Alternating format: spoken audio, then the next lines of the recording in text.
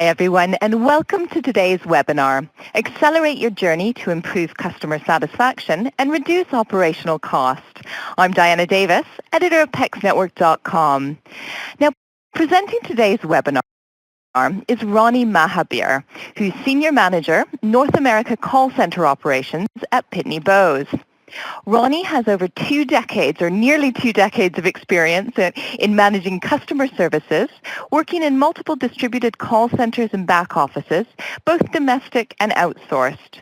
During his time, he has tried many alternative approaches for getting his teams to operate more efficiently and also provide excellent customer experience. Last year, he implemented a new automated rapid process improvement approach, which brought to the company large savings and improved the quality of customer services. I'm also pleased to say that it was this project that won Pitney Bowes PEX Network's award for Best Process Improvement Project under 90 days, which was announced earlier this year at PEX Week USA.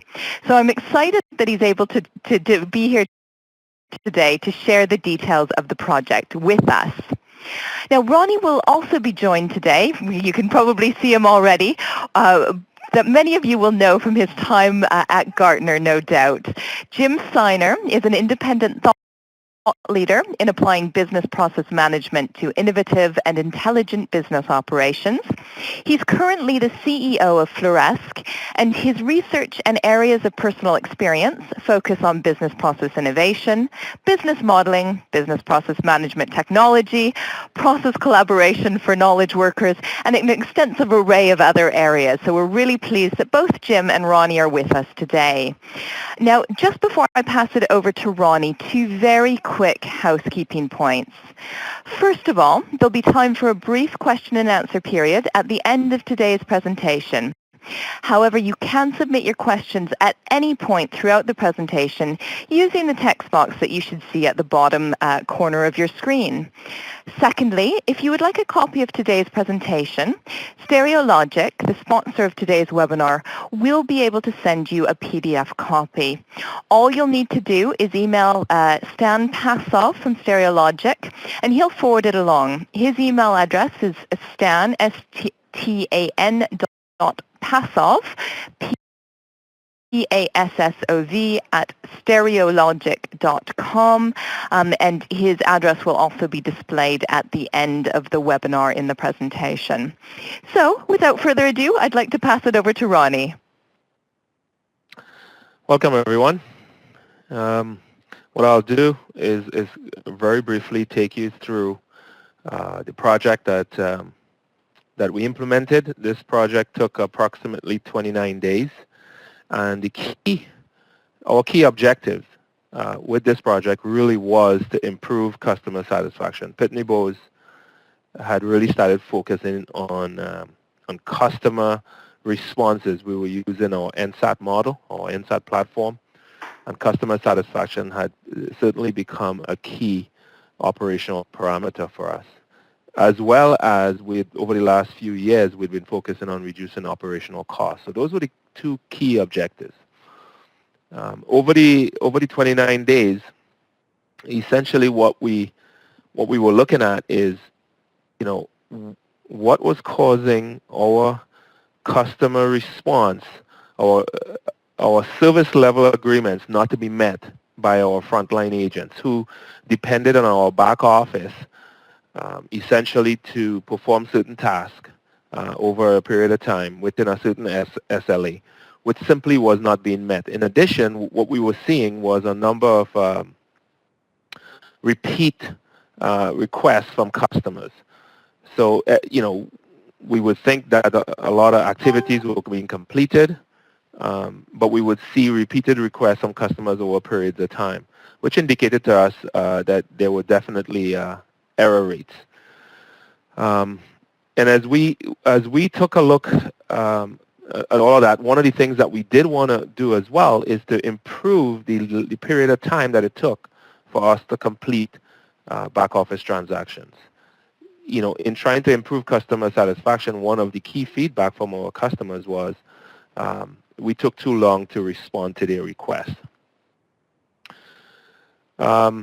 in the past, we had used process engineers, we had used the Six Sigma approaches, we had used a bunch of tools, which were quite expensive, in order to develop understanding of our overall processes. However, we use above a dozen different applications that we provide our frontline agents to actually service the customer.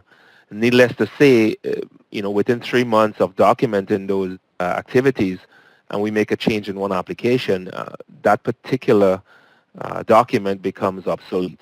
And it became a real challenge for us to keep documenting those activities in the traditional sense.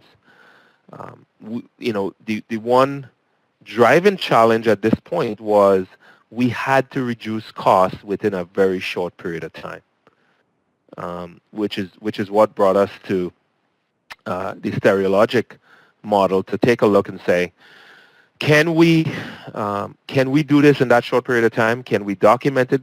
And can we develop a process where that document can be maintained with little effort, and it can be done by the people who are operational experts as opposed to having to deal with process engineers? And I have to say that's where StereoLOGIC came in. We were able to successfully do that, and some of the results we got were pretty impressive. We were able to cut customer response time by about 56%. Our error rates, moved from very close to 0%. And our NSAT, our global target for NSAT was 65% as a corporate target.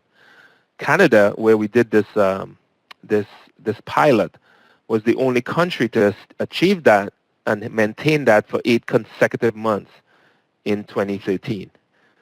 And in doing this process, we knew that there was no way for us to continue to reduce costs unless we were able to outsource some of our back office operations.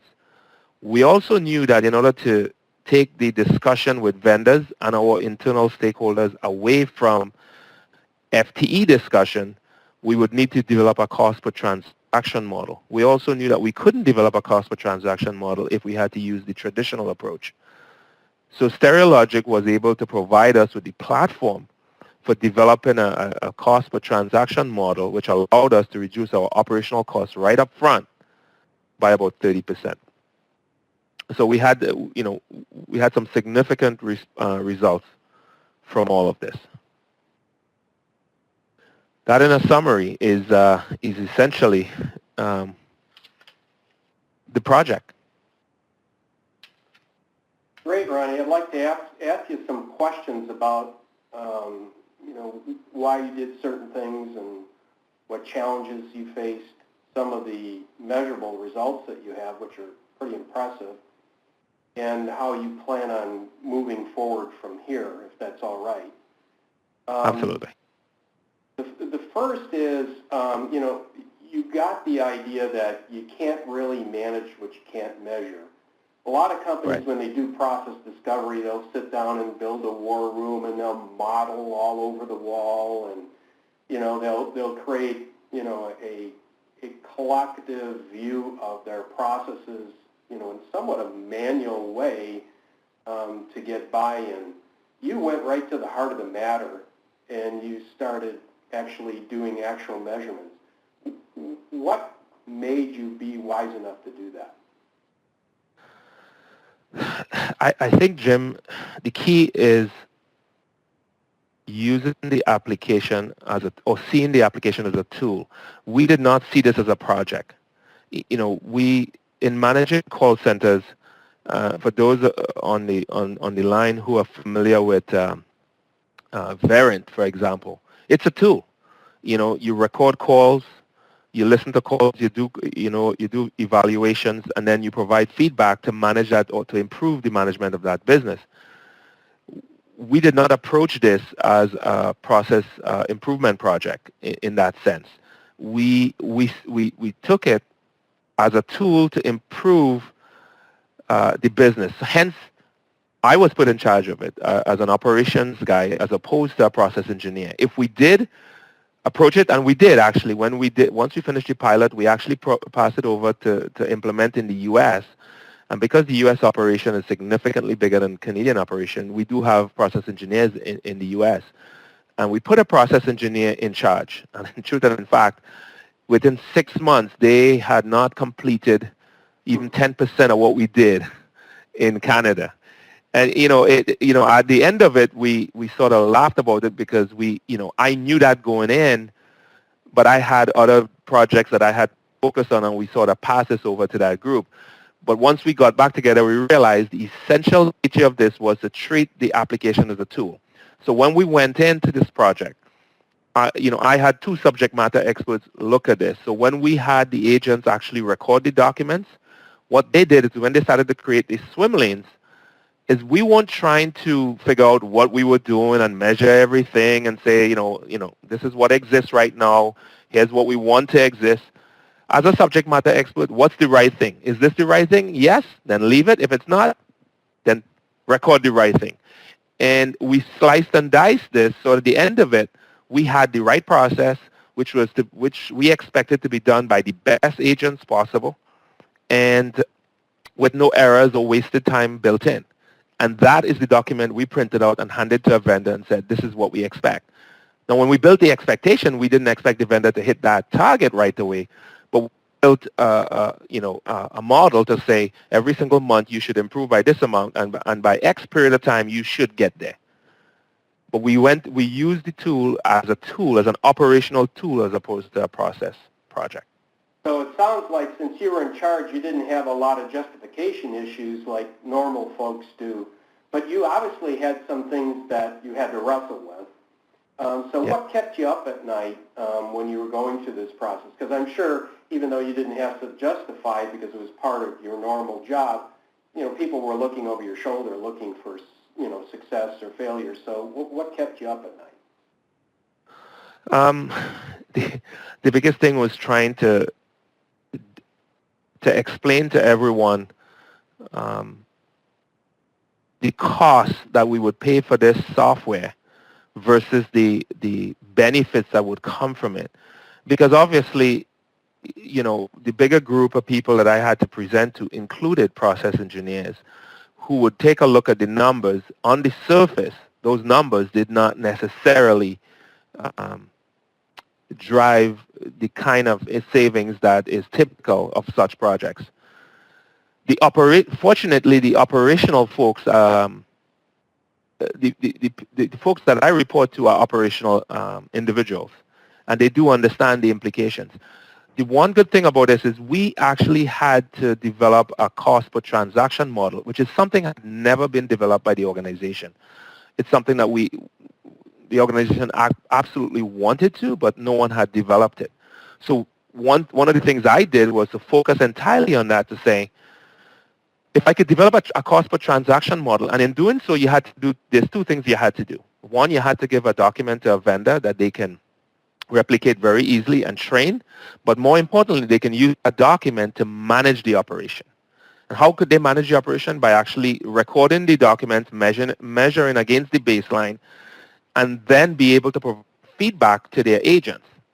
In a normal back office operation without such a tool, the way that's done is actually having process engineers come in, someone sits side by side. Of course, when you're side by side, the agent does the right things, and you can't really tell what's going on. So the vendors are very reluctant to give you a cost per transaction model in that context. By developing this and actually getting a vendor to actually provide us with a cost per transaction model allowed us actually to convince the steering committee that this project was worthwhile. Well, it sounds like you took a very fact-based approach. You discovered your processes. It was based on reality, real-time, important measurements. And, I think that's fantastic. And discovering process, and ways to optimize it was, the primary goal and the primary benefit. Were there any intangibles that you gleaned during this process that, maybe helped you assign work differently, figure out different roles that people have, some knowledge that you might want to capture? Were there, subtle intangibles that, you're working on now because of it. Absolutely. We were amazed at some of the things we saw from, very tenured folks. I'll give you one example. We had one lady who had been with the company 14 years, and she was actually recording a very simple process. And for every one of those processes, we saw her spend, I think it was 2.5 minutes on a specific spreadsheet. And every single time we were asking, why is she spending that period of time on the spreadsheet? So, because it didn't seem to matter with the process. So we did actually have a conversation with the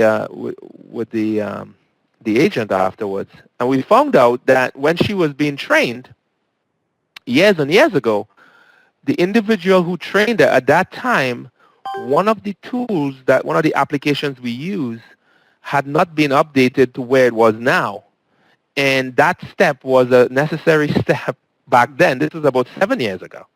She just kept doing it, not understanding that it had nothing to do with the actual process. And because no one had really sat with her since, which is one of the challenges from a floor support standpoint, we, so we found so many different little things where people were doing stuff and wasting time that it became that simple to fix.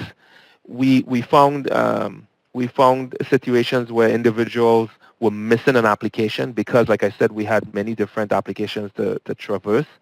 They would actually go in and do a name and address change. We had to do four systems. They would do 3 and miss the other one. So what we did is we created an automation process that basically asked the agents questions as they went along to say, okay, did you complete this system? Did you complete this system? So that they are reminded. So we actually remove some of the complexity from or the convolutions from some of the processes. So there were a number of intangibles that came out of it that we were able to fix, like literally, Jim, fix them as we go. They were that simple. Instant coaching, it sounds like. Yes. So, obviously, when you look back at it, you got almost everything you wanted and more. So, looking at what you would have done differently at the surface doesn't seem, logical. But if you had a do-over, would it be, what would you do? Would you include, maybe some of the conversations that people were doing and, recognizing, the speech patterns and maybe emotions and discussing with clients? I mean, if you had that kind of technology, would you use it? What would you do differently?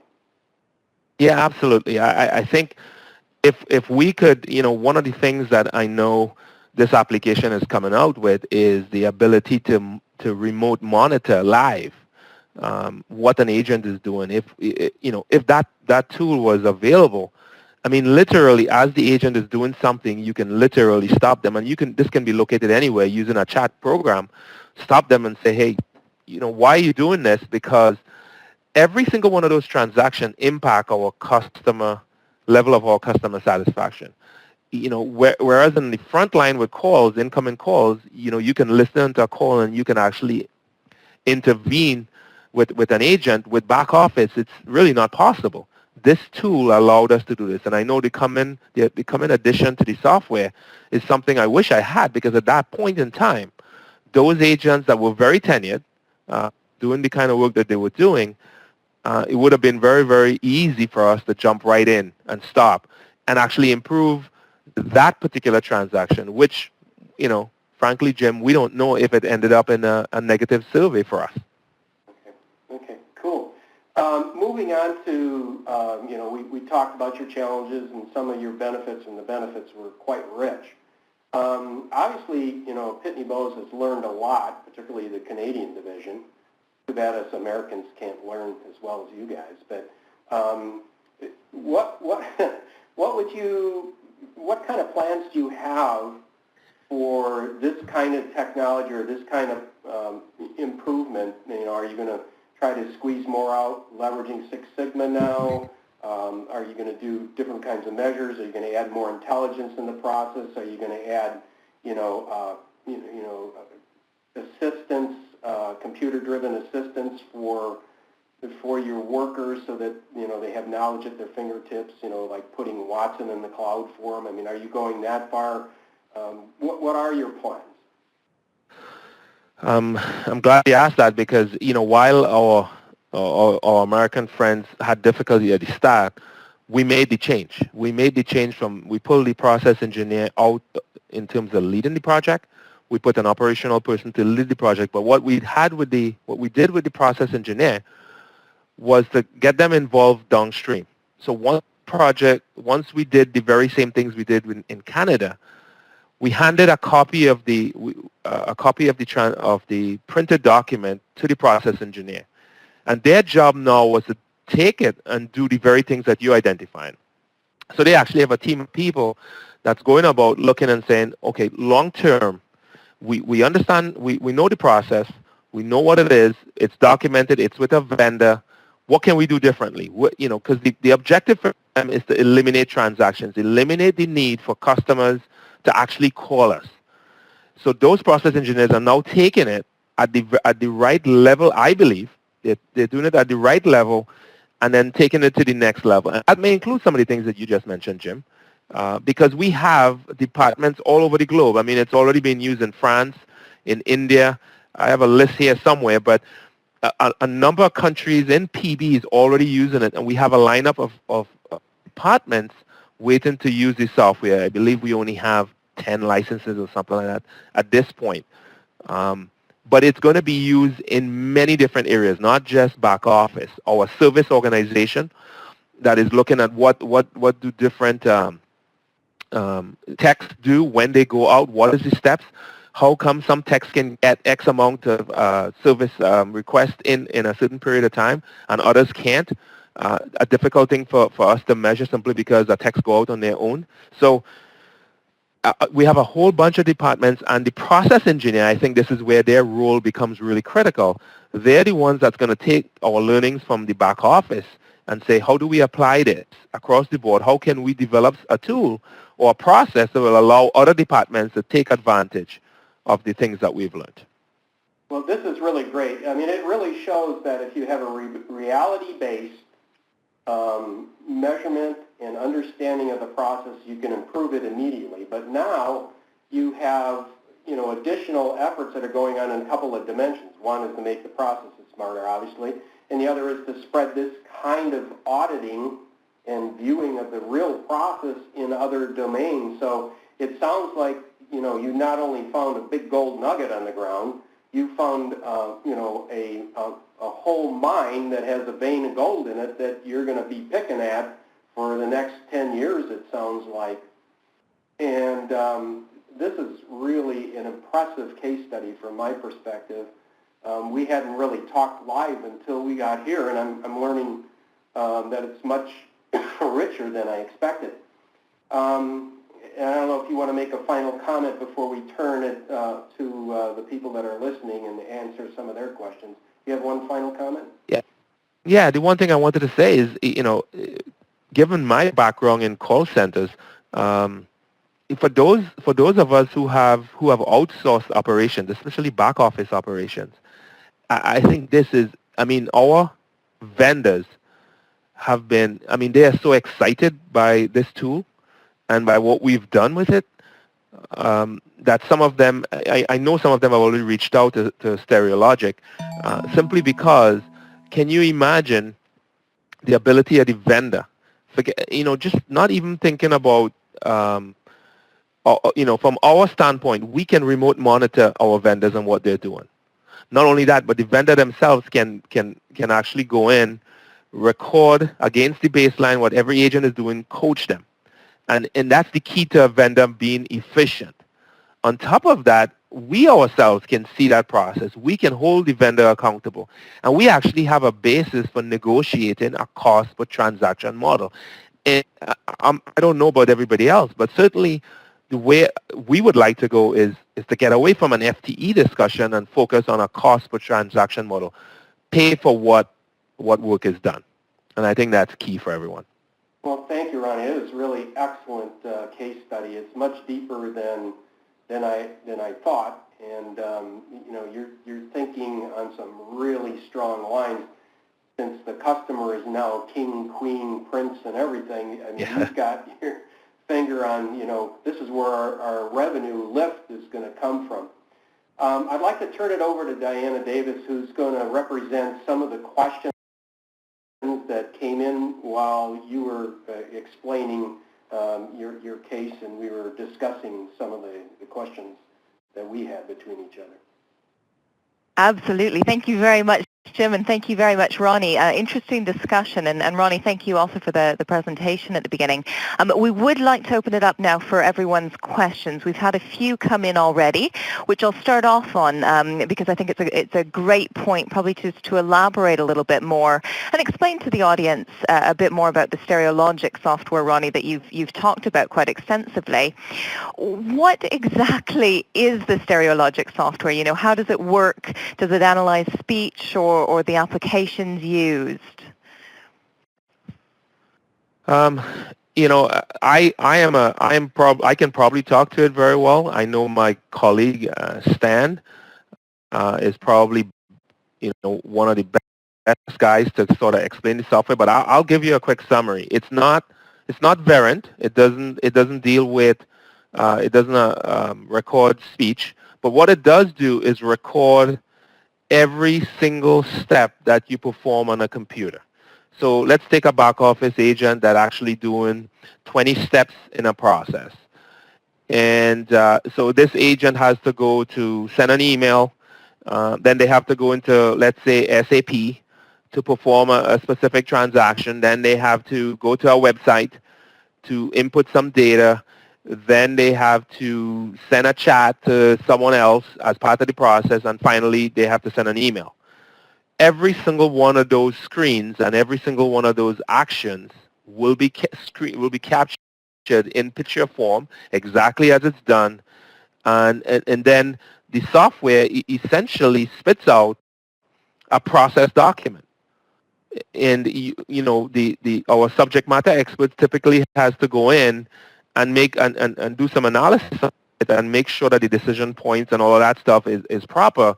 But essentially, the software is able to produce that framework for you. So you have very, very little work to do other than to make sure that all the decision points and things are key. So if Stan's on the line, Stan, have I given a good enough summary? Very good, Ronnie. Thank you very much. It produces your process and measures every step of it. Thank you. Very good. I might just ask a follow-up question to that, Ronnie. How does it fit into, say, your existing process improvement program, for instance? Are you using with methodologies like Lean and Six Sigma approaches? Again, like I said, I think the way you use it, if you make the mistake of having it lead process improvement, I think it won't perform the way you might expect. The way we use it is we make it a part of our operation. So it's like Verint. For those who are familiar with Verint, Verint is not a tool that you provide to a process engineer or to the Lean and Six Sigma group that says, here's what you do and here's how you do it.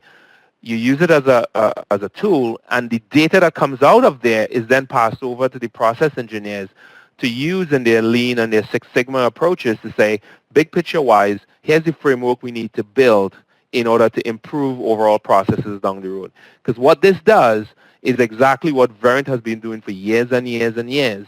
This does it for the first time for back office. Yeah, a couple of questions coming here about your transactions. I'll ask the first one first and the second one afterwards. The first one is very much a question of the scope, the number of transactions per month or per year that you're dealing with in the Canadian operation in which you implemented the changes. Yeah, in Canada, we deal with 106,000 transactions per year, and in the U.S., because keep in mind, we've done this now with the U.S. The U.S. is 95% completed. We do 1.2 million transactions per year. Started on a smaller scale and rolled it out to the big sites. Right. And Europe, Europe, which is the next stage of this, Europe has, somewhere like 400,000 transactions that we got to tackle next. Another question about the transactions is wondering if you might be able to elaborate a little bit around the details of the cost per transaction, such as what were the inputs, such as fixed cost, etc. Well, that's the good part. I mean, with the cost per transaction model is really based around the vendor. So the vendor, you go out to a vendor and the vendor is going to ask you the normal questions.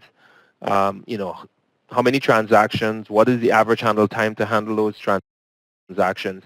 And therefore, they're going to make a determination. What is the FTE requirement for that program, and they'll determine the cost that comes out of it.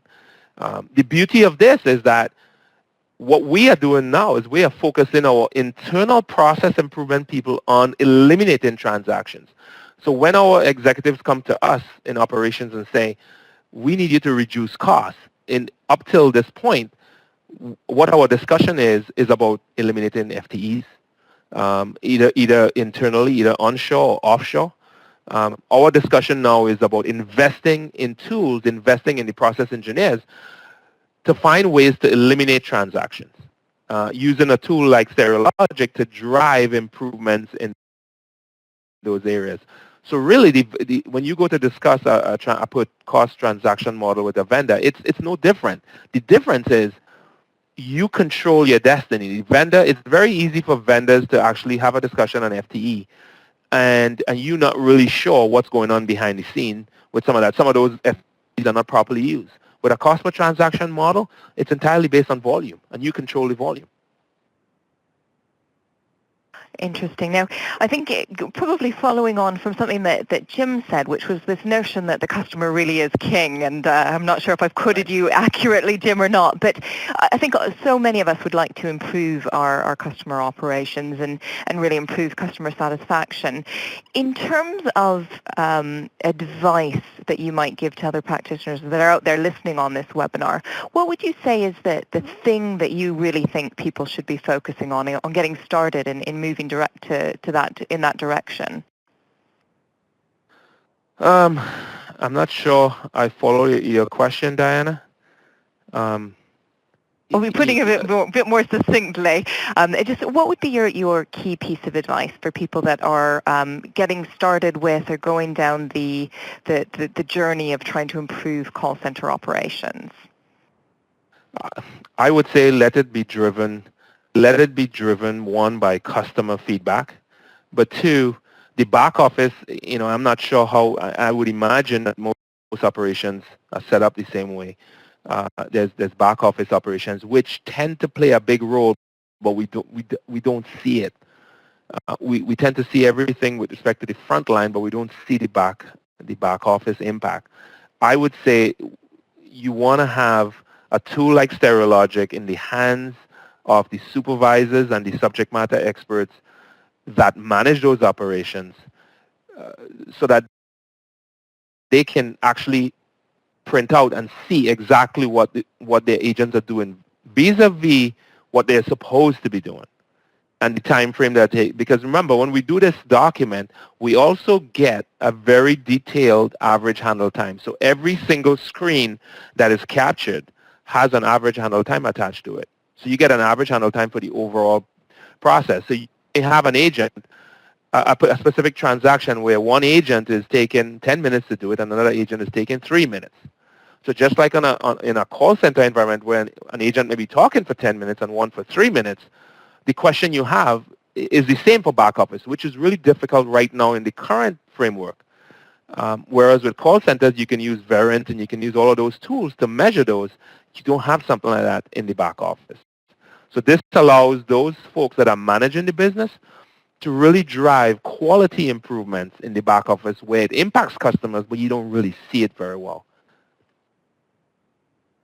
Now, we've got a very specific question that's come in here, and it might be that you don't know the answer to this, so please feel free to pass, but I thought I would pose it, which is a question about another tool out there, Provision Metastorm. A participant asking if you know how Provision Metastorm is, say, different from the StereoLOGIC tool. Yeah, I'm sorry, I'm not familiar with Provision Metastorm. Well, I can help with that one. All right, Jim. Barge in. Provision is an architect's tool, and it does, modeling of the business, the technology.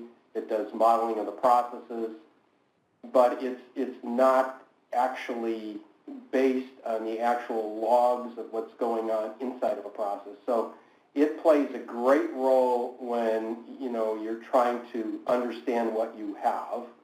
It collects a lot of metadata about goals and about processes and about businesses and functions, and it's at a logical level. The difference here with StereoLOGIC, it is actually piping into what's actually going on and can represent what's actually going on instead of logical. So it's the difference between logical and physical. Now, there are some feeds that are being added to Provision that will match the logical with the physical.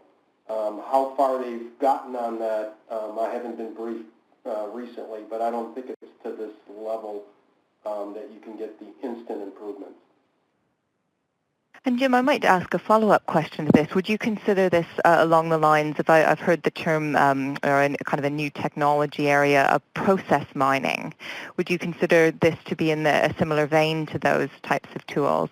Yeah, this is a process mining, or as Gartner called it, automated business process discovery tools.